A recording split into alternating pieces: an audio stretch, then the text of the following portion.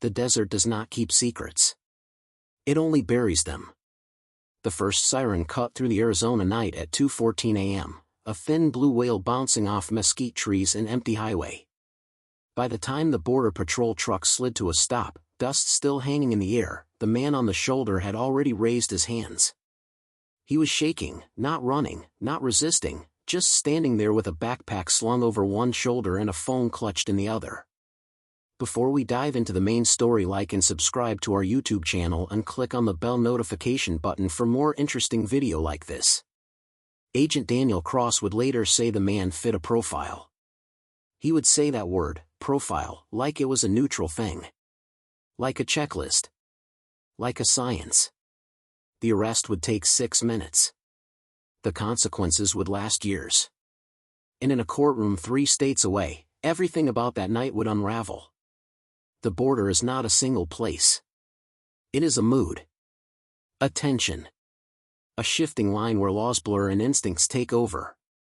For years, federal agencies had leaned on behavioral indicators to justify stops far from the actual boundary: nervousness, lack of eye contact, worn shoes, dusty clothes, speaking Spanish in an English-speaking town.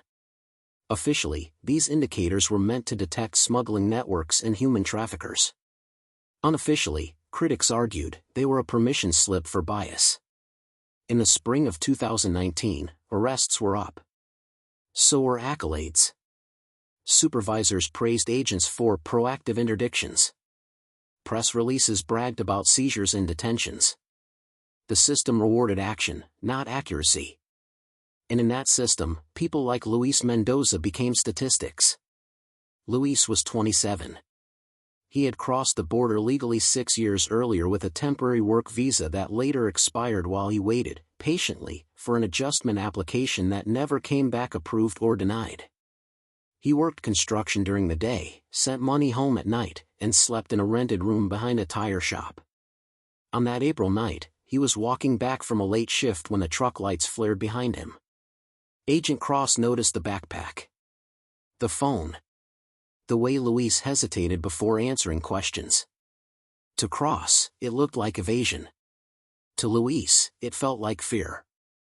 At the station, the questions came fast and loud. Where are you from? Who are you meeting? Why are you here? What's in the bag? Luis answered in broken English, switching to Spanish when his words failed him. An interpreter wasn't called right away. The report would later state that Luis appeared confused and gave inconsistent responses. The backpack contained a water bottle, a hard hat, and a folded pay stub. The phone held messages to his sister and a supervisor reminding him to clock in early the next morning. None of that made it into the summary.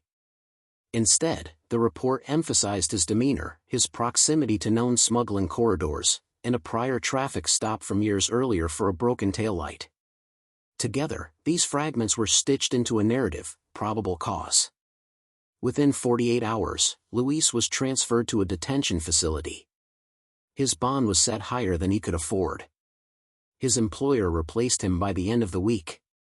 His room was rented to someone else. He would sit in a concrete dormitory with 70 other men, waiting for a hearing that kept getting postponed. But Luis was not alone. Hundreds of miles away in Texas, a college student named Marisol Reyes was stopped while driving to visit her grandmother. In New Mexico, a farm worker named Jose Alvarez was detained after a checkpoint stop on his way to deliver produce. In California, a mother of 2 was arrested while waiting for a rideshare outside a grocery store. Different states. Different agents. Same justification. They fit a profile. When public defenders began comparing notes, something unsettling emerged. The language in the arrest reports was nearly identical, phrases copied and pasted, descriptors reused, behaviors interpreted through the same lens. Nervousness meant guilt. Silence meant deception. Accents meant risk. Evidence was thin. Paperwork was thick. Cases moved forward anyway. The first crack appeared in a federal courtroom in El Paso. A defense attorney named Rachel Kim stood before the bench with a stack of reports highlighted in neon yellow. She spoke calmly, methodically, like someone laying out a map. These stops, she said, were not based on individualized suspicion. They were based on generalized assumptions tied to ethnicity, language, and appearance. The prosecutor objected. The judge leaned forward. Kim didn't argue emotion. She argued math. She showed that in a 6-month span, agents stopped Latino men at 4 times the rate of non-Latino travelers in the same zones, without corresponding differences in contraband found. She pointed out that key details, times, distances, even weather conditions, were suspiciously uniform across reports. Then she played body cam footage. In one clip, an agent could be heard saying, "You people always say that," before the camera abruptly cut. The courtroom went silent. One by one, cases began to fall apart. Judges suppressed evidence gathered after unlawful stops. Arrests were deemed unconstitutional. Detentions were ruled invalid. Prosecutors quietly dismissed charges in the interest of justice. For some defendants, it meant freedom. For others, it came too late. Luis's hearing was scheduled 3 months after his arrest. By then, he had lost 30 pounds. He had missed his sister's wedding.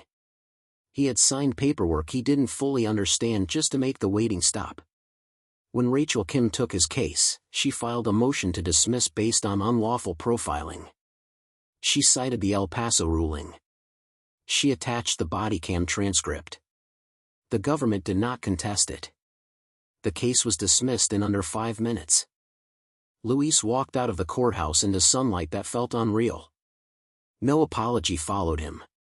No compensation. No explanation for the time that had vanished. Just freedom, handed back like a receipt. Publicly, agencies announced policy reviews.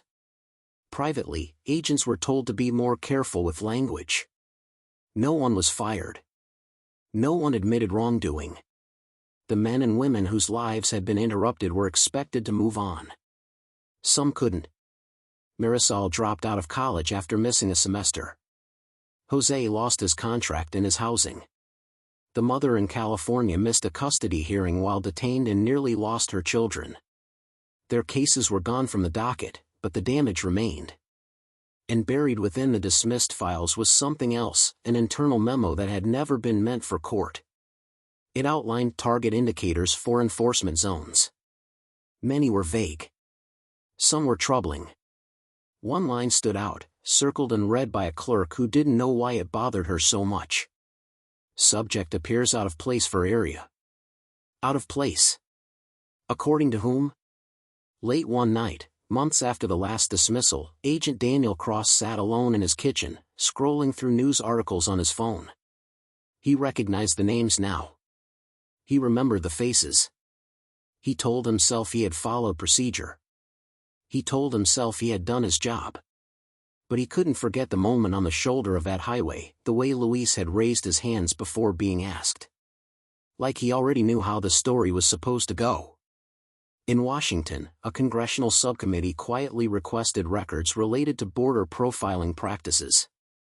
In advocacy circles, whispers spread about a possible class action lawsuit. Journalists filed FOIA requests that began bouncing between agencies like hot coals. Something was coming. No one knew how big. No one knew how far back it would reach.